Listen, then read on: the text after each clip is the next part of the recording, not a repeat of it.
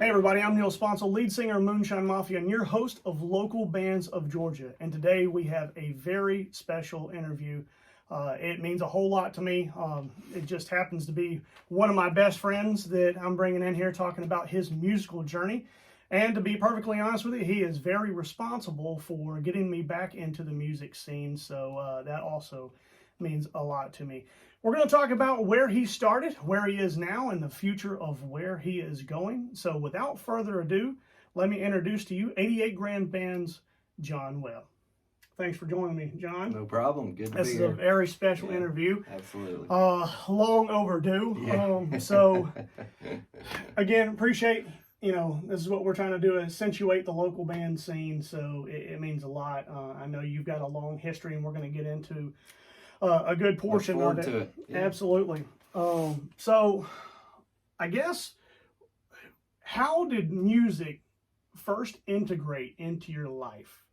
And you just knew at that moment, man, this is something special to me. Well, both my grandmothers played piano, and both could play by ear. And at a very young age, I think I was 2 or 3 years old, my mother can recall me sitting down at the piano and playing the wedding march. I must have heard it somewhere. Yeah. And I wasn't, I was just playing it. And my mother went, wow, he got the talent, he inherited it. So that's how it started. And then later in life, my mother, she went back to school to get her degree in music at Kennesaw College. Okay. And classical music. She played the piano and organ in church throughout my whole life. My daddy sang in the choir and sang a lot of solos for the church that we were in at the time. So I was surrounded by music growing up. Church music, classical music being the predominant genres that I grew up with. But when she went back to school, she would take me with her because we didn't have a lot of money. She couldn't really afford a babysitter, and so I would go along with her to these piano lessons at school, and they would just let me roam the halls at Kennesaw College, and I would have to check in every 5 minutes, right? to let them know I was okay. But, just music, it was in the music center at the college, and so there's pianos, organs playing all over the place, and that was a special time in my life. And then when I hit 9 years old, I had an older sister, Shirley. She was 3.5 years older than me, and they made it, known to us that we had to choose an instrument of our choice and take 1 year of lessons. We had no choice in the matter. Okay. Shirley chose the flute, and I chose the piano. So I did for 1 year. I took piano lessons. I think I was 9 or 10. But yeah, I was forced to learn how to read music, and I hated it. I couldn't stand it. Yeah. I did it because I had to. I had to come home and practice playing the boogie woogie blues, and these little sonatas that are meant for a 10-year-old to play. But they were very easy to me. They were very boring to me. That's not what I wanted to play. But I was good at it. I was very good at it, and I was in competitions, had to play in front of the church. That was the first time I played in front of about 1,000 people when I was 10 years old. My piano teacher, she played the piano at the church and made me do a solo or a duet with her. And that's when I realized what nerves are, nerve-wracking experiences are, Yeah. It was a horrible experience, but it went over really well, and after that 1 year, I gave it up because, here I am going down the street to take piano lessons, and my friends are getting off the school bus and going to play football and baseball, and so I caught a little bit of ribbon over that, going with my piano books, and they're going down the street to play ball. So after that year was up, I was done, and it broke my mom's heart, broke my teacher's heart. Oh, I'm sure. And in hindsight, looking back, that was probably one of the worst decisions I ever made. Yeah. Doing that. I should have kept taking. I would have been so much better at, my craft. But I did. I gave that up, and really didn't play anymore for a pretty good while until I got to high school, and the guys, some of my friends in high school, started a band. They called themselves Rare Breed. Well, one of the guys in the band I was friends with heard me playing at my house one day, and he's like, "Man, that's pretty good." I think I was playing what was the name of that song? Funky Town. Remember the song Funky Town? Yeah. And I was playing that. He's like, "Hey, man, that's pretty good. Why don't you come and join us at practice, next week?" And they were all about it. Like, "Yeah, come on, man." And so I did. Chris Wiggins, he was actually trying to be the keyboard player at the time, and he had this nice little electronic keyboard that he had, and I sat in, and we started playing some Journey. I knew some covers. I played by ear, so I was starting to learn some of these really popular songs that were coming out at the time. Right. They're like, "Yeah, this works," so I got back in it through them, and acquired a couple of more keyboards, and we played, graduation parties. We played teen clubs, and things of that nature. And we were really good. I'll never forget us. I remember reading in the newspaper. They were all spending the night at my house, and I was reading in the newspaper that Six Flags was taking auditions for new bands for that summer. Yeah. And so I was like, "Hey guys, why not us?" And we were all about it. Like, "Yeah, let's do it." So we loaded all our equipment up that morning and went down to Six Flags and got in this long line of buses, and vans, and when it was finally our turn, they were doing the auditions at the Crystal Pistol, and we got in there, and you had like 10 minutes to get your stuff up on that stage, play 2 songs, and leave. It was just clockwork. So we rushed up there and got our stuff set up, and I remember we played Jump by Van Halen, and we played Don't Stop Believing by Journey. Okay. And there was all these judges down at this table, 2 end tables, end to end, and they motioned for me and Chris to come down there. They wanted to talk to us, and they said, "Listen, we're going to be honest with you guys. We've kind of already got our band picked for this summer, but by law, we had to have these auditions. Yeah. But we just want to tell you guys, y'all are great. Y'all are fantastic. How old are y'all?" And I'm like, "Well, I'm 15, and he's 15, and he's 14, or something like that." They're like, well, for one thing, y'all are too young to play here anyway. But what we're thinking is, we want y'all to be our band for next year. Yeah. And so we just left there on a really high note. Oh, I'm sure. And knew we had something good going on, but it didn't work out with me staying with them. I had a lot of responsibilities. Like the next year, I got in student government. I had a job. I had a girlfriend. I had football, on and on in the band, and I had to give up one of them. And that was a hard decision to make, but I ultimately ended up quitting the band because we'd been playing so many cover songs and all, and I get it, that's what the kids want to hear. But I was more interested in original music, so I was adamant about the fact that we need to learn some original, we need to, start coming up with our own songs to integrate with these cover songs we're doing, or else I don't feel like we're going to get anywhere and make our mark on the industry. They weren't into that at the time, they were just still wanted to, I can only play Journey and Loverboy and Billy Squier and all that stuff so many times before it started getting old. So I quit the band. That was a hard decision to make.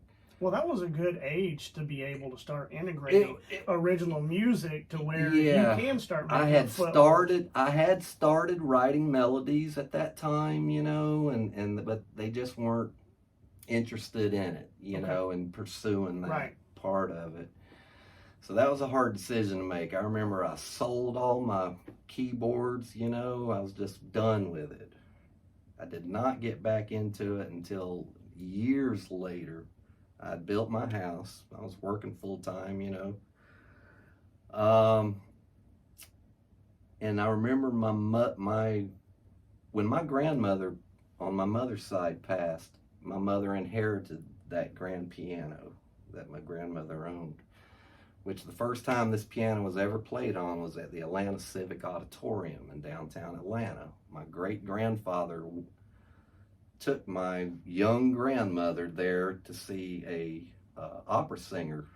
He came in town and had to have a piano brought in to accompany him for his concert. Yeah. That was the piano that was brought in brand new to accompany this opera singer. After the performance, my great-grandfather had connections with the Atlanta Civic Auditorium, and he found out where the piano came from. He called them up, and he bought it used. Yeah. Because it had been played that night. So he got a really good deal on it, and he bought it for my grandmother, his daughter. Well, when she died, my mother inherited this piano and spent $3,000 and had it totally restrung and refinished. And she had it for years, but she gave it to me.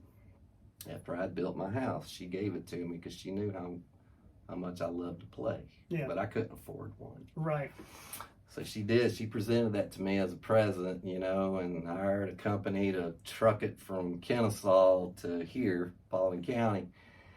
And man, I just picked right back up, you know. I sat back down at it, you know, and it was like putting on an old pair of shoes, you know. I picked out some songs to play. And, Sure. And that's when I started writing on a more serious note. But for years, I was very self-conscious about playing them for other people. Now this was just you were writing songs, no lyrics. No at this lyrics, point, just music. Yeah. I just started writing music. Now, how old were you? To me, so I didn't really play them for How other old were people. you when your mom gave you that piano? Maybe 27 or 28 years old. Okay. Maybe 28. So we're looking at about roughly a 10-year Gap.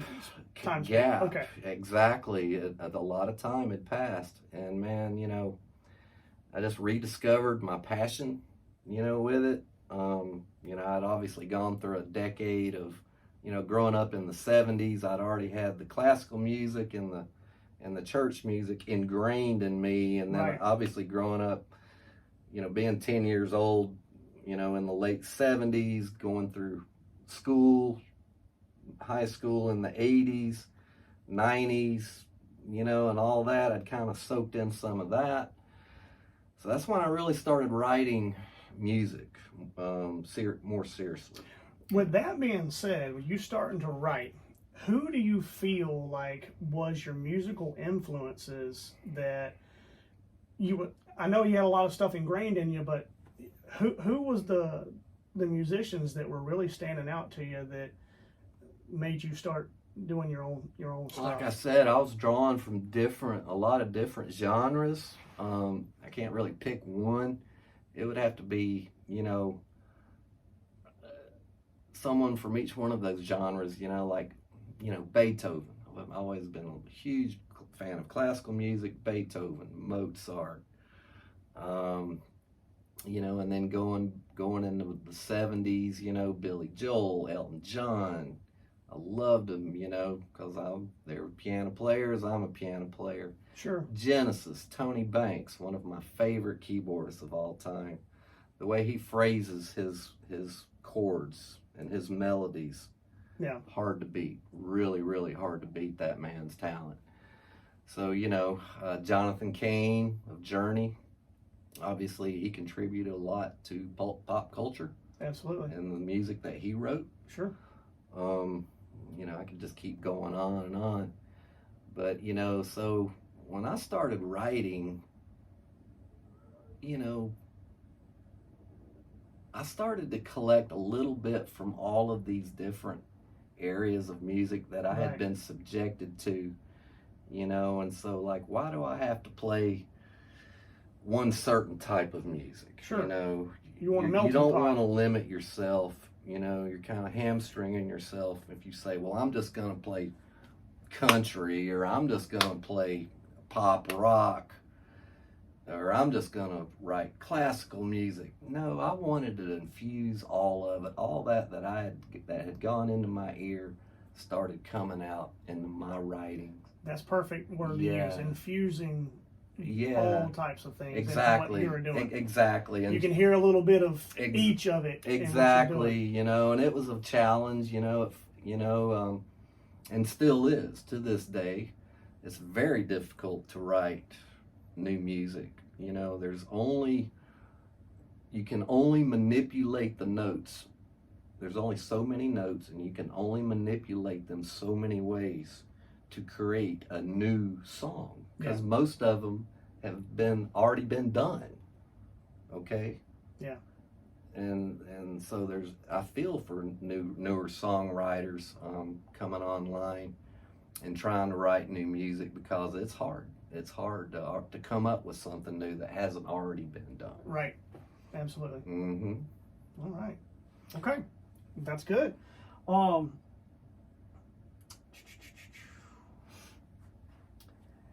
right. So you started writing music at 28. And you are in your early 50s now, mid 50s, in that area. We won't go into where. So You didn't have to mention that. Well, I mean, but I want to show the longevity and where you're at. Sure. So you've been writing music for over 30 years. A while now, yeah. And so you were writing and you were writing your music. How did you say, how am I going to get this music alive? Or was you just saying, hey, I'm going to keep this for myself embedded? Or was there a turning point to where you said, I got to start getting this stuff out there? Well, you know, I'd had friends over, and they would want me to play, and I would play, and I would say, hey, tell me what y'all think of this. You know, I'd go out on a limb, put my heart on the sleeve, whatever, and I would play something that I had written, and they were like, John, that is really good. You know, people need to hear that. Well, thank you for the compliment. You know, and more people. I started to slowly tear that wall down, you know, and let people in to what I was doing, you know, and everyone that I'd talked to were like, you know, that is really good. And so that helped. And so the turning point was obviously when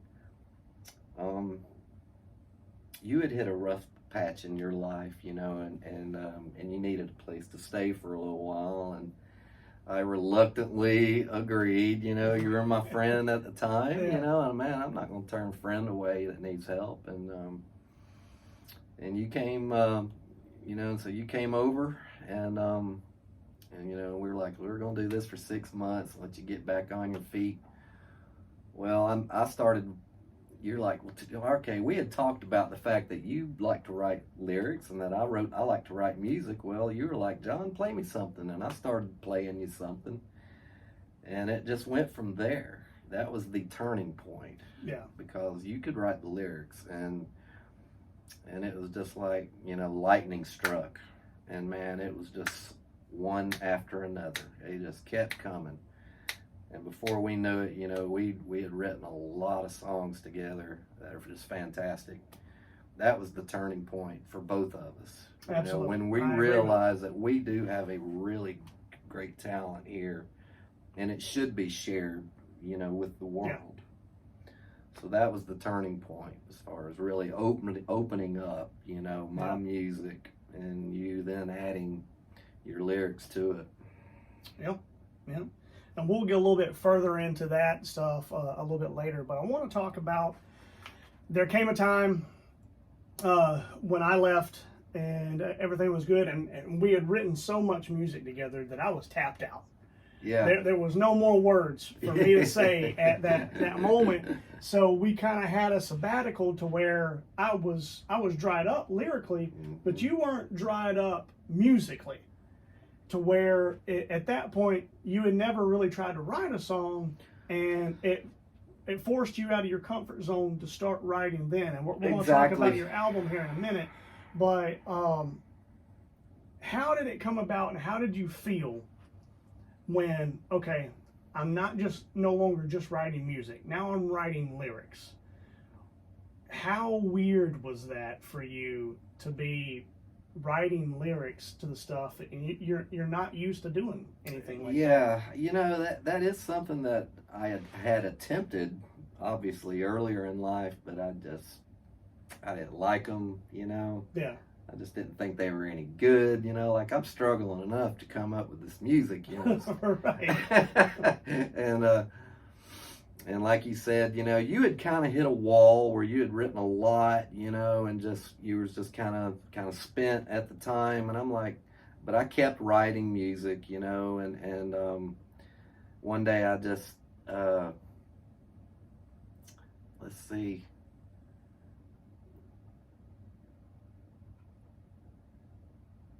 I had some issues, you know, back in a former relationship that I'd had with my ex-wife, 10 years, and it didn't work out, you know, and everything. And just one day, you know, I was thinking about that. I kind of went backwards in time, and I just started writing down my thoughts about a certain period of time when I was married.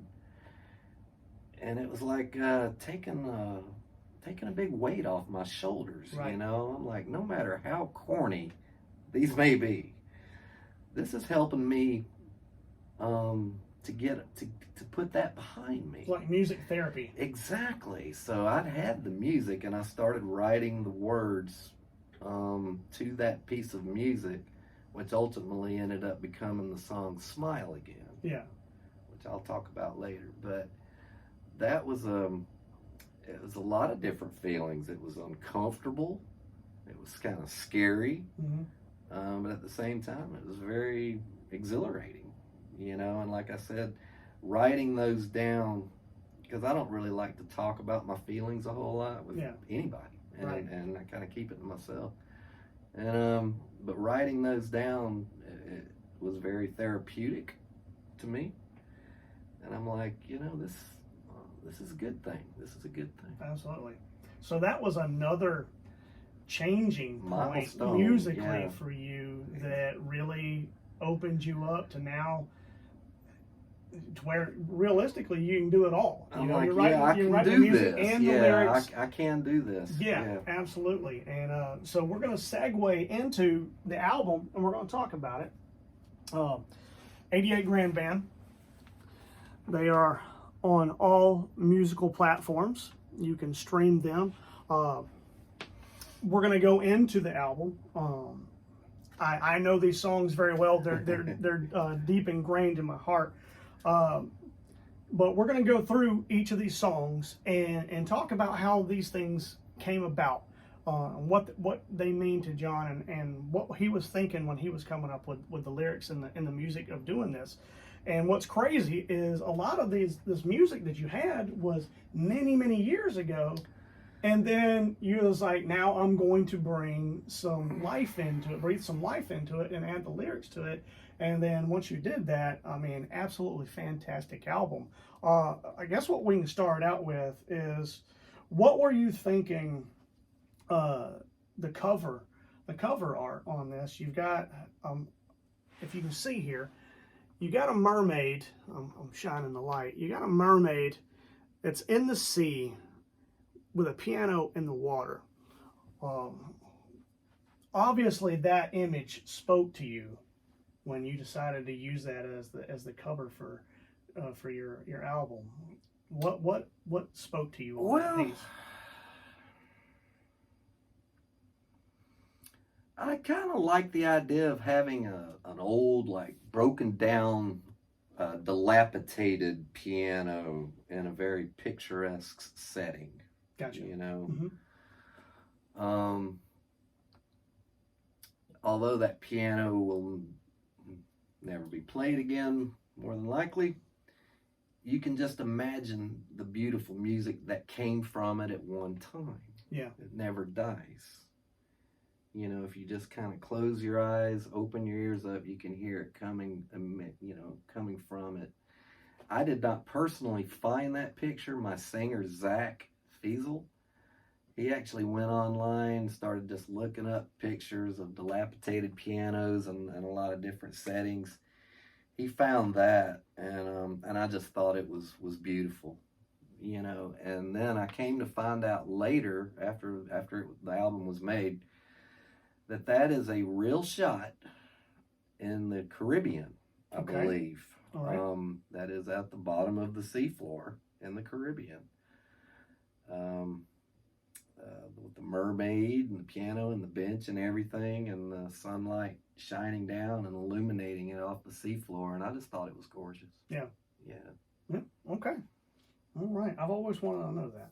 Mm-hmm. All right. So you have 11 tracks on the album. You recorded this at the After Dark Studios with the legendary producer Donnie Hammonds. If you need any work done, he's in Cartersville, Georgia. He would love to help you out. Fantastic guy to work with. Absolutely. So you start out your album with a piece called Sunrise. It's an instrumental piece. Mm-hmm. I've heard you play it a million times. Mm-hmm. It never gets old. Mm-hmm. What were you thinking when you were composing that piece? It had to be something deep within you on doing that piece. Yeah, I had everyone, for the most part, you know, has at some point seen a beautiful sunrise and sunset in their life, you know. And I remember seeing one in particular that was just beautiful, going to work one morning and thanking God that I had that ability to be able to see this, and thanked Him for that. And then it was like a couple of weeks later, and that image was still in my mind, and I was sitting down at the keyboard, and I just started playing some pretty string chords on it, and that picture came back into my mind, and the thought of me being able to see that, well, I thought of people that couldn't be able to see that. Oh, gotcha. All right. And if I was to, I'm like, let's see if I can perhaps give them a small gift and into what a sunrise looks like. You know, first you have to tell them what it looks like, but, you know, and what it is, but how do you describe those colors to them? You know, how do you describe a sunset to someone who's never seen one?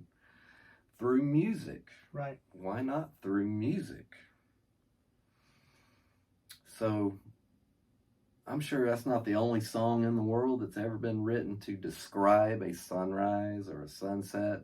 But that was your interpretation. That was my interpretation of it, and that's the piece that I came up with to be able to say to someone who's never seen one, this is what a sunrise looks like by listening to that music. Gotcha. Yeah. Gotcha. I can tell you my personal thing of listening to sunrise. Close your eyes, let it seep into you. It's sunrise is a very warm, comforting, almost angelic type of feel when you're listening to that song, and you can close your eyes. And I think if you're really having a bad day, you can put sunrise on. Like I said, it's just an instrumental, but it's really going to warm your soul and make you feel really good. And now that we have the interpretation of what John was feeling when he had done it, now you can think about, you've got the imagery in your mind of that sunset and sunrise. Yeah, sunrise. Yeah, but you're exactly right. That's what I decided to start the album off with. But I wanted people to go. I wanted to go ahead and set the mood for the entire album. Like, this is what you're gonna. This is one you want to close your eyes, lay down on a couch after a bad day. And this is going to soothe your soul. Absolutely. You know, and touch your heart, and let your, you know, just leave your troubles behind for a little while. And so that's what set the mood for the whole album. It did. And then you came in hardcore, guns a-blazing, Bad Karma. Trust me, listen to Bad Karma. It is my favorite song off the album. It is a rocker. So you go from a sweet, angelic, I'm wrapping you in a warm blanket, and then you get kicked in the teeth. Yeah. It's so tell me about Bad Karma, because I have a little story on it too. Well, sure. Bad karma, self-explanatory 2 words. People Yes, know what it bad is. karma is, which that's about, treating people the right way, treating the environment the right way. What happens when you don't? Something bad will usually maybe happen. Right. On that particular song, I had not had really any idea about. I didn't have any music, no words or anything. I like to observe people. A lot of the songs, lyrics I come up with are from just keeping my ears, open, keeping my eyes wide opening, listening to people, watching people go about their daily activities. That particular song, I was going back into work one day from lunch, and I was following a guy in from lunch, and he had been eating like a burrito or a taco from Taco Bell, and he finished it, and he wadded the wrapper up and threw it on the floor, in front of me. Well, I picked it up and threw it in the trash can, but I thought, that's bad karma, Right. And that was how I got the idea to write the song. That particular incident is actually mentioned in the song, in the lyrics.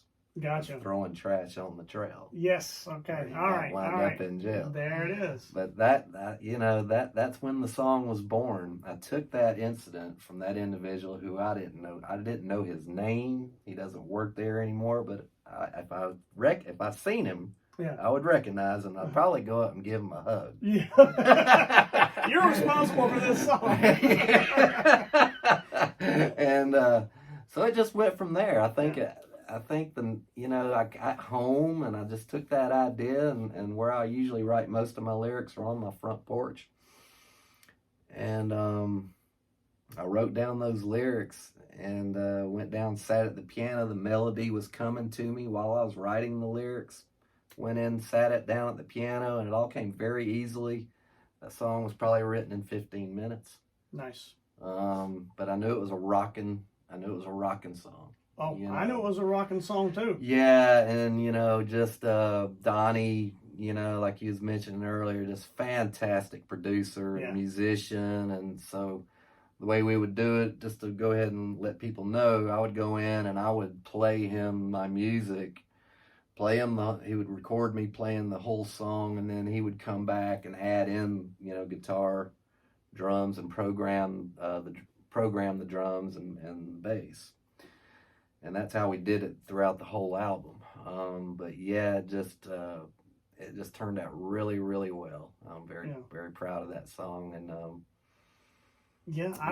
Bad Karma. It's kind of one of those pieces. There's 2 or 3 in the album where look at yourself in the mirror, kind of mm-hmm. thing. One of these self-improvement songs, and to remind people that there is such a thing as bad karma, Sure. And so sure. Do right, I remember, because a lot of times when you write that song, and it could be just the music, you're going to call me up and say, hey man, I wrote this, you got to hear it. Yeah. I remember you saying that, and then we went out to eat at the Pizza Shack. I remember and that. You said, hold on a minute, I got to bring this in there. And I'm not really thinking of it. John's written tons of stuff, and we've written a lot of stuff together. But he had to bring these lyrics into me when we went out to eat. And he was like, no, you got to read them right now. I was like, trust me. And then we went outside. We did. And I sang it for you. And so I read it, and I was like, holy crap, this is a banger. So trust me, you want to listen to this song. It's awesome. And then, so you come out of Bad Karma. Now you ease the throttle back a little bit. Yeah. And then you go into You're My Sunshine, My Rain, absolutely beautiful piece. Talk about how that song came about. Again, that one goes back to my marriage. And I was cutting the grass one day, and I was thinking again about my marriage, and what went wrong. with it and everything. We had actually split apart for a little while, just to, kind of give ourselves some breathing room. And I remember cutting the grass and thinking about that time when we split apart. And I was wanting her to come back home, missing her so much, and that did occur. She did end up coming back home, but the marriage ultimately failed. But I was thinking about that time while I was cutting the grass, and the melody came to me also while I was cutting the grass. Those lyrics just poured into me. Again, I just got done cutting the grass. That song came very easily to me to write. Again, I wrote, the melody was in my head, but I wrote the lyrics really quickly, and got them out. Went inside, sang the song to myself, and played it. And I'm like, well, that's a beautiful song. When it came time to record it, I struggled with trying to decide whether or not to make it a piano vocals only song or to add other instruments to it. Yeah. That was a very hard decision for me to make. There was parts where I thought, well, yeah, some drums might sound good here, some light acoustic guitar maybe here. At the end of the day, I decided that it needed to just be piano and vocals. I wanted at least one song on there to remind people how beautiful the piano is. Right. And it's kind of a lost art form, you don't hear a whole lot of songs anymore of just piano and vocals. And so that was a good decision, I believe, that I made.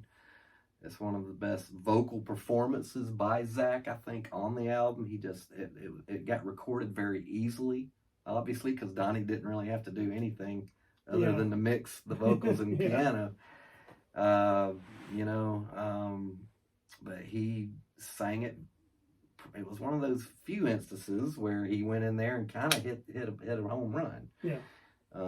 He went in there, and then Donnie did have the brilliant idea of layering his vocals on like the chorus. He put a chorus into it, and a lot of people asked me after they heard it, "Is that you singing with him on that, adding the vocals to that?" And I'm like, nope, that's Zach vocals being layered. Yeah. He made him go up an octave in certain words, parts of the chorus of that song, and it just came out beautiful. Just came out gorgeous. Yeah, it's a very well thought out, beautiful song. Yeah, I think you made the right choice in doing it. And again, I think a lot of people can relate to these lyrics, as most of them. Absolutely. And that was another point of when I write lyrics. I think it is something that there are a lot of lyrics that a lot of people can relate to, and especially that song. How many people have been through a breakup, a hard breakup? And I've had a lot of people tell me when they hear that song that it just sticks in their head. It's kind of a sing-along with them, and they just totally relate to what I'm talking about. Absolutely. And that's when you know you have a good song. It's when it sticks in people's heads, Sure. and they sing it to themselves, and they can relate to it. Absolutely. Yeah. And I like how you went from this song and then you segued into Looking Ahead. Yes. That describe that for me, because good little rocking song. Mm-hmm. And I could describe it all day long on what it does for me, but you're moving from a breakup song to now moving forward with Looking Ahead. Talk about that. Exactly. I was really not inspired one way or another lyrically with that song. I was just thinking about,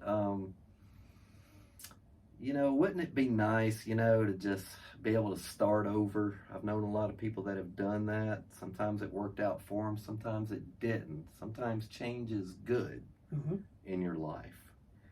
So I kind of went off of that idea of starting over, putting the bad behind you, you know, which I did, ultimately did. Now, I didn't do all these things I talked about in the song, Right, right. but in the back of my mind, if I had the time and the money, I Sure. totally would have done that. And that's what I would have done if I'd had that opportunity. Yeah. But it talks about putting the bad times behind you, looking ahead and starting over, heading out west. You know, I kind of threw in a little line in there that not many people have gotten, but I talk about I'm gonna head out west because Jim says it's the best. Yeah. The only one who's ever gotten that lyric is Jimmy, Yeah. Moonshine Mafia's drummer. He went, Jim Morrison, the West is the best. And I said, you got it. So it's probably going to be mostly the old timers that might get that lyric. Yeah. But in one of the Doors' famous songs, Jim Morrison said, the West is the best. Yeah. In the song. It might be the song The End. But I threw that in there. Just Jim's, because Jim said it's the best. Jim says head out west. It's a Jim great says it's line. the best. And it's all about going out there and starting over, man, you know, and putting the storms behind you, going out there. The guys wanting to learn how to surf, learn how to dance, learn how to love again, you know.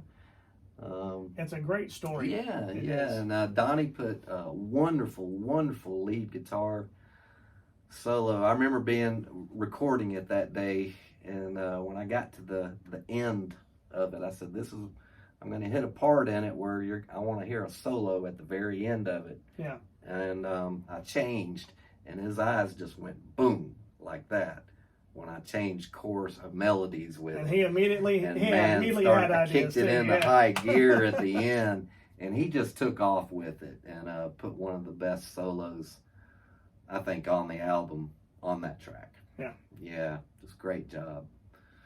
All right. Yeah. Well, you move into, there again, soft, going into a little bit of kicking. Then you go back to a very just absolutely wonderful piece, The Little Things. Yeah. If you listen to this song, you pay attention to these lyrics. I mean, it's very moving when you're listening to this song. Tell me about writing this one.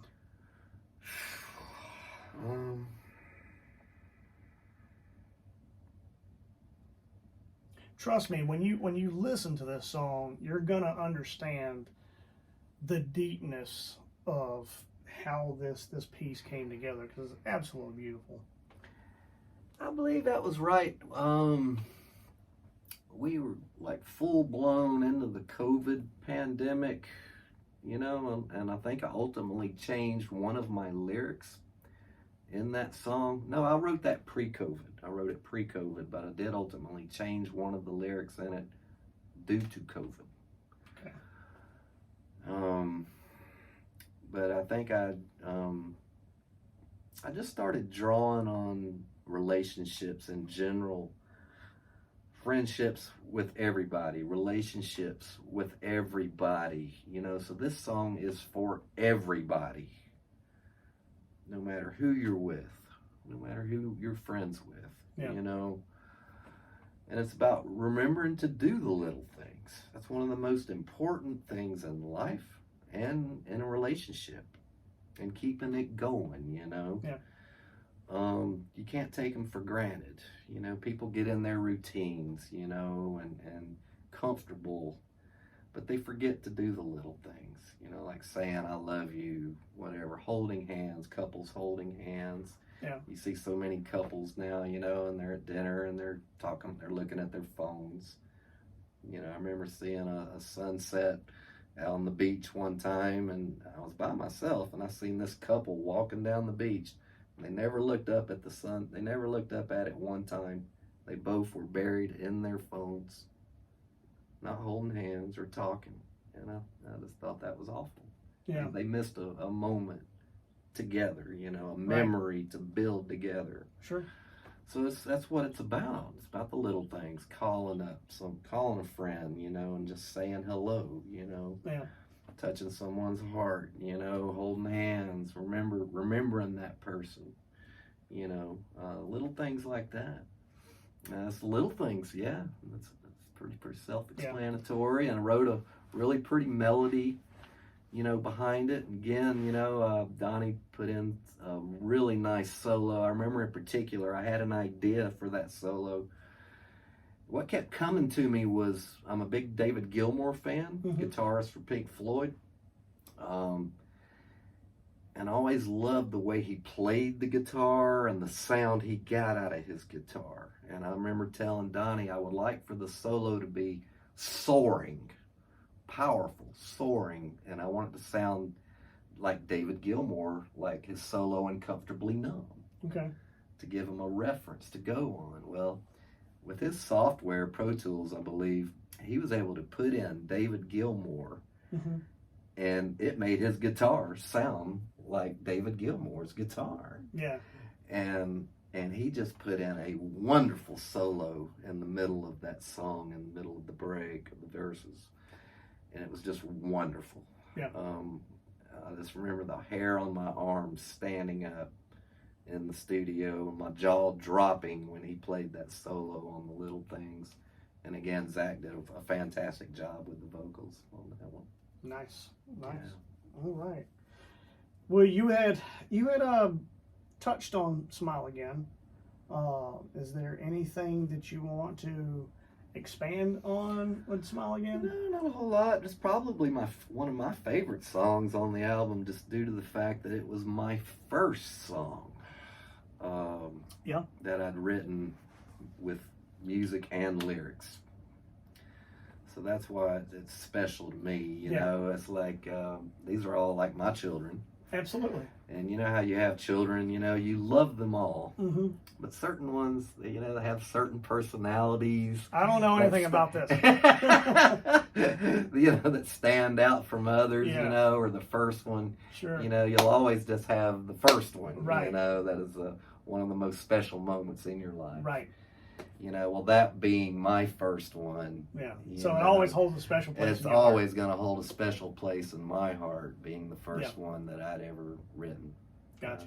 Lyrically and musically. All right. Well, this next song that we're getting into, my goodness, We Need Some Rain.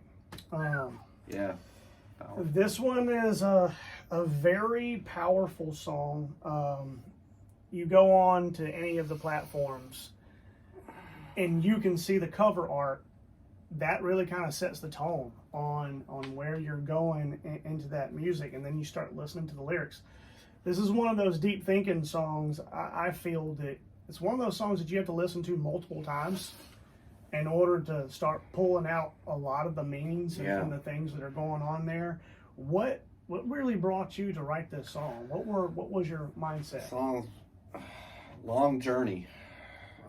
Song goes way back, probably 30 years ago. I was messing around with a guitar. I'd never taken a guitar lesson or anything, but my next door neighbor, he played the guitar a little bit, and I picked it up one day and I just started messing around with it, playing it. I was just playing it, and realized I had a little bit of gift for songwriting on the guitar. Well, the music for We Need Some Rain, I had written that 30 years ago. And it's just been kind of sitting on a cassette tape, for 30 years, and just not thinking about it or anything. It got to a point in the recording process where I knew I needed a good one. I think Donnie even mentioned, because we recorded 2 or 3 ballads and a couple of rock songs. I think maybe Donnie might have said, man, we need another rocker.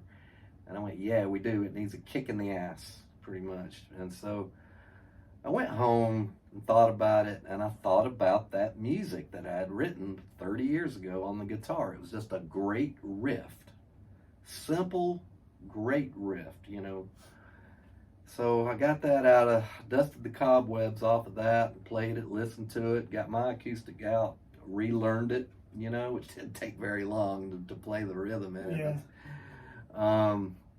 And I remember sitting down thinking, this would be good. I need to write some lyrics for it, but I didn't know what to put with it.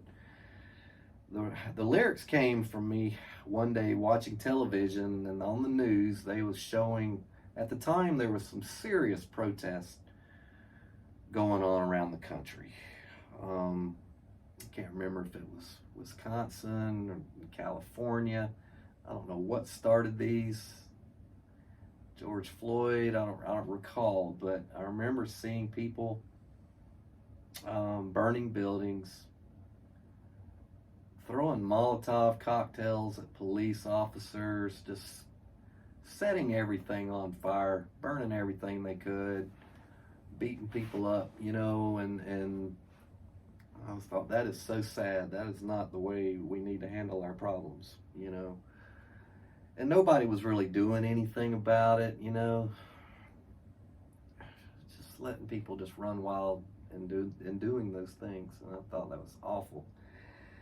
Next day, on TV, they're showing the homeless problem again. I hate to single out California, but I believe that is where they were showing these issues. We're in California and Oregon, and showing tents everywhere and just trash everywhere, needles on the streets, and talking about, yeah, we got a serious drug problem here. We need to clean this up. Yeah. We need to get these people jobs. We need to get them in rehab, and whatever we got to do. We can spend billions and billions and billions of dollars to give to other countries and their issues, and we're not taking care of our own border. We're not taking care of our own cities, you know. So, sorry, I didn't mean to elaborate on that a little bit. I didn't want to make this political, but this is how the lyrics came about. Yeah. That hit me really hard. So I took those images that I got from the television, from the news, and I wrote that song. Yeah. And it's pretty self-explanatory. Either we have a decision to make. We can either clean our streets up, take care of the homeless, get them the help they need. We can join these riots and help burn it down with them. Yeah. Or are we going to stop that? Yeah. You do have a choice. You can turn a blind eye and go about your daily business and pretend it's not there and it's not happening, but and join them if you like, but at the end of the day, you do have a choice, and so what choice are you going to make? Look at yourself in the mirror and ask yourself, if it comes to your city, if it comes to your neighborhood, what are you going to do? Yeah. So it hits you in your heart kind of song and make you think about what kind of world do we want to live in. Absolutely. Absolutely. Yeah. I highly suggest you listen to the song. You can take the picture that he painted with describing of how everything came about, and you listen to the song, and you can definitely get the interpretation that he was bringing about in writing this song. And it's like I said, it's a very deep song, a really, really good song. It's a song that you've really never heard a song kind of like that. And like I said, it's one of those songs to where you got to listen to multiple times in order to really get the gist of everything that's going on. There's a lot going on in this song, but fantastic song, very well written, very well produced. Zach did a great job singing it. Yeah, musically and the recording. I remember Donnie really liked it a lot, and so I played the acoustic in the studio to record it for him, and then he had me do it again and turned it into another octave. So he layered octaves on top of each other with my rhythm. Yeah. And then he just kind of played a solo throughout the whole song, like an acoustic solo. Sure. I told him that's what I wanted, it to be light. We had fun, picking bongos and congas, and we added like a triangle here, and we started getting the maracas, out, in it and stuff. And so it was very well produced, and we had a great time recording that song. Zach didn't quite get the vocals right the first time around because there was a certain way I wanted him to sing it. Yeah. The way I wanted him to bend his voice with certain words. And he went in there, and I don't know if he was nervous or asleep but he just sang it straight. Yeah. He just went in there and sang it straight, and I'm just thinking, oh my. All right, God. so now we got to go back and really sing it. Oh my God! We're good now. I went. I walked in there, and had this perplexed look on my face, like, and he went, "You don't have to say a word." You know, I know. I know exactly what you're fixing to tell me. Yeah.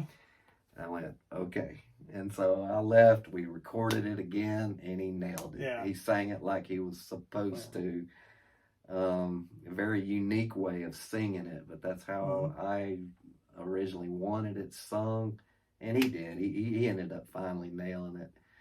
But that was a great song to record that day. Absolutely. Yeah. And crazy enough, I mean, "We Need Some Rain" has been your most successable song on live. It has. So, and and I didn't even play the piano.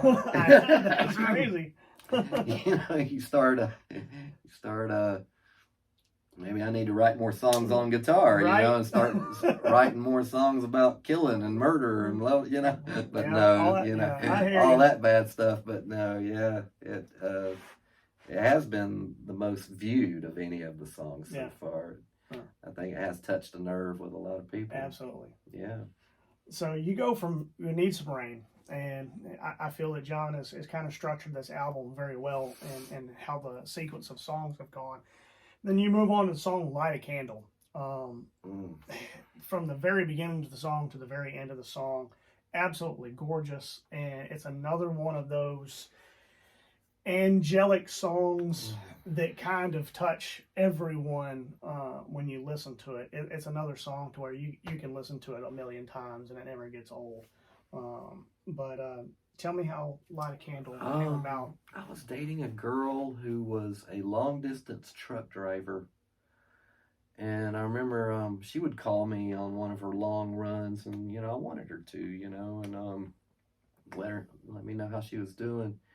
And on this particular night, she was out Midwest somewhere. And she was driving through a really bad thunderstorm. And she said, I remember making the comment that she can't see very well. It was just awful conditions, the thunder, lightning, wind, the whole 9 yards. I said, well, you need to find the nearest place to pull off and just let it go on by, But she mentioned she was scared too.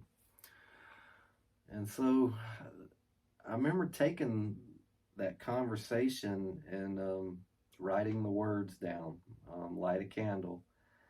Because, I think she said, well, think about me, this evening. I said, well, absolutely, And it was a very easy song to write after hearing those comments from her about the conditions that she was in. Sure. Being alone, being out on the road and a terrible storm like that. So the words came very easily. And then the music just kind of wrote itself to it. I think that was one of the few occasions where I'd written the lyrics first and the music came after it. And it was you who had the wonderful idea of putting rain and thunder at the beginning of it. Yeah. And that was a wonderful idea, a contribution to that song. And it made it that much more special to put people in the mood. I wanted to put people in that vehicle with her. Absolutely. To try to understand what she was going through. And at the end of the day, the light a candle for me came, I just thought of that. Light a candle for someone, just to help guide them home, so to speak. It's almost like a lighthouse effect. Exactly. You couldn't have said it any better. Yeah. Like, here, I'm your lighthouse. Right. I'll help guide you home. I'll help talk you through this. I'm thinking about you. Yeah. Don't worry. I've got the candle lit for you to get back home. Yeah. Very well written song. Yeah. Thank you. Broken Promises. I think that interesting. The title says a lot. You listen to the song, and it gives you a lot of the good examples on the broken promises. But what was the inspiration in writing Broken Promises? Another girlfriend, a daughter who's didn't have a real good relationship with her father. He lived Mhm. out of state, up north, and he had invited her to come up and spend some time with him, which was out of character. But we thought, well, this is a nice gesture. This would be good for the both of them. Mm-hmm. So he told her before, she came that he was going to take her to go do this. They were going to go do that and go see all of these places and everything. And so she gets up there and he broke his promise. Yeah. She sat in the house looking at the walls on a television for 3 days. Yeah. Came back home early, crying on the plane all the way back home. And just everybody was upset about it, Yeah. And that's how I was inspired to write that music.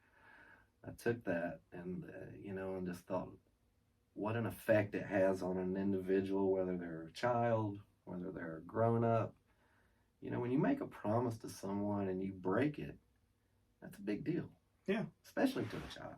Mm-hmm. So I just started thinking of all these things in life that don't break their promise, So I was comparing her. I was making a comparison, like you're saying, you're like this. You're like all these things that are breaking their promise. You're like, a sun that never shines. Yeah. You're like a bird in the tree that never sings. You're like a drink on the rocks without any ice. You're like a 4-wheel drive, gets stuck in the mud. You listen to the song and you'll understand, these things are meant to work, either mechanically, of course things break down. Sure. But they are meant to, a 4-wheel drive is meant to get out of the mud. Yeah. A drink on the rocks is not a drink on the rocks. Without That's the rocks. nice. Yeah. Birds typically sing when they're in a tree. Yeah. Nothing was going to keep Martin Luther King from giving his speech. Yeah. That was promised to us. These things are promised to us by God and by science to mechanically work and function. Yeah. So that was where the comparisons came in. Be true to your word. Be true to what you're gonna, to what you're saying. Yeah. And do what you're saying you're gonna do. So that was how I came up with that idea for that song.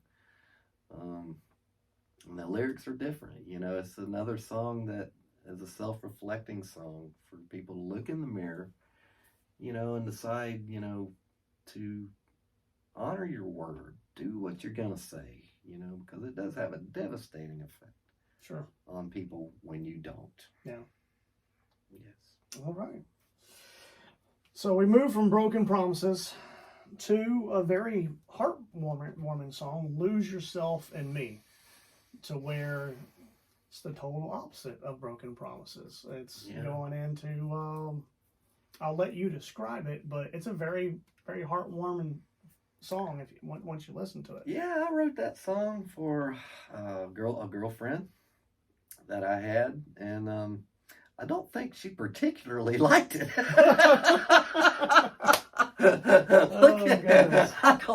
Well, she was more of a guitar girl, Okay. So I'm playing her this beautiful ballad, and here, honey, I wrote this for you, thinking of us, Yeah. And I just love it how we do our own thing, we don't really go with the flow, so to speak, and stuff, but I mean, she appreciated it and everything. I don't know that she was a great fan of it, but I love the melody, and the words are self-explanatory again. Yeah. Sometimes you need to lose yourself in order to find yourself, and what better way to do that is with the person that you love. Sure. Absolutely. And even if I like the line where I talk about if I do lose myself, it'll be okay, because my compass will always point me back to you. Yeah. I'll never lose my way, Yeah. And so, yeah, that's a couple song. Yeah, I definitely agree with you. It's nice melody, and no doubt. Not a lot of frills, with guitar and stuff, but we made it pretty simple. Yeah. And Zach sang it beautifully. Yep, great song. So as we wind down to the end of the album, you started out for the instrumental. Yep. You finished the album with an instrumental. I did. Called Leaving Home. I did. Absolutely wonderful piece. Love this. This is another one of those things to where you listen to the Sunrise and you don't have to have lyrics for it. You listen to Leaving Home. You don't have to have lyrics for it. The music speaks for itself, and it's just something that's a very nice ending to a lot of emotion put down on an album, and just leaving you with a smile. That's how I felt when listening to that. Yeah. But what was your thoughts on ending the album with this? Well, you know, it does. I think I had a lot of people say, you know, John, that was a beautiful instrumental, but they want lyrics. You know, why did you write lyrics for that? But I felt like the music captured the moments of a person leaving home. Sure. Which there's a lot of different emotions out there when that happens. Yeah, it's open for interpretation. Exactly, and you can interpret it how with your own personal experience or with other people who knew the kid you finally left home. Personally, I remember going through a lot of emotions. It was sad when I finally did leave home, you know, to go out on my own, but it was exciting, exhilarating, but sad at the same time. Sure. You know. Sure. And leaving my mother behind, you know, and stuff, but very exciting knowing I was really fixing to start my life and my journey, you know. And unfortunately, you know, for some people, it's not a good time, you know, when they finally left home, depending on the circumstances behind why they left. Right. So I tried to capture all of these emotions, the good and the bad, in that piece. Gotcha. And I feel like I accomplished that. I played it. It's just a beautiful melody, you know, change of chords to bring, there's highs and there's lows in it. And then Donnie just put a beautiful solo in it from beginning to end.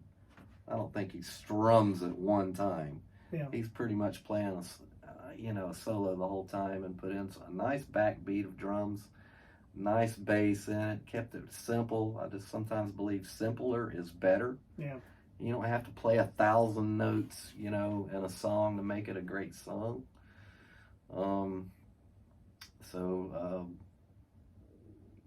Again, I thought about writing lyrics to it, but at the end of the day, I'm glad I just kept it the way it is, you know, and I thought it was a perfect ending to the album. I agree.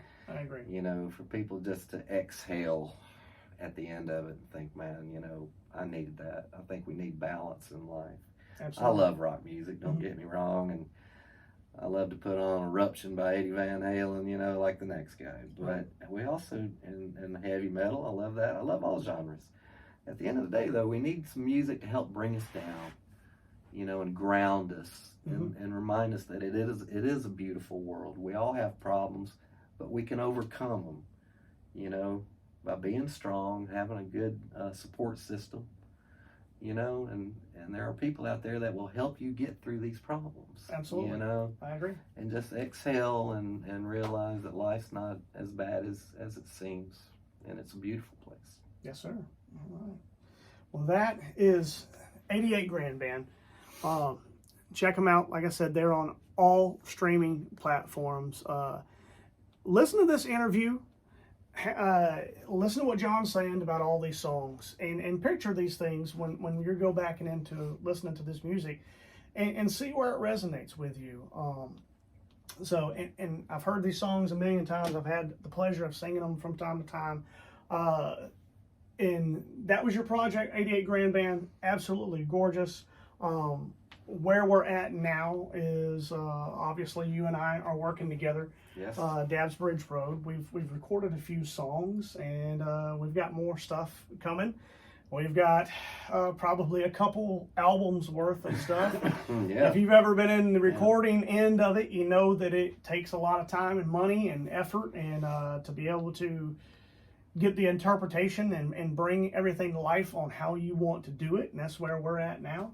So there will be a time to where me and John will kind of probably be interviewing each other for Dabbs Bridge Road, to where he can ask me where was I coming from on this. Exactly. To where so this is not the last time that you're going to see John Webb. He's got so much more in store that's coming on. It's been an absolute pleasure working with you all these years, and I can't thank you enough for really just giving rebirth of bringing everything out of me. You and I were brought together by divine intervention, no doubt about it. So everything that John has written over the years needed to come out. And you'll understand that when you start listening to 88 Grand Band. Same goes with the Dabbs Bridge Road project that we've got going on there. This music needs to be out. And I would say if you're afraid to write something, write it. Because if you're afraid to write it, someone probably needs to hear it. So this is one of those opportunities. We are local bands of Georgia. I'm wearing a Cherokee Voodoo shirt, another local band. But this is where we have to lift each other up as local artists and the musicians that are around here. So continue to press on. You may think it's bad, but it may be the greatest thing that you ever written. So let's put it out there. Let's see what happens. John, I appreciate you coming on. I know it's not the last time we're going to see you. Enjoyed it. Yeah. So guys, thank you for tuning in. This has been another episode of Local Bands of Georgia. We'll see you next time. Bye-bye. Bye-bye.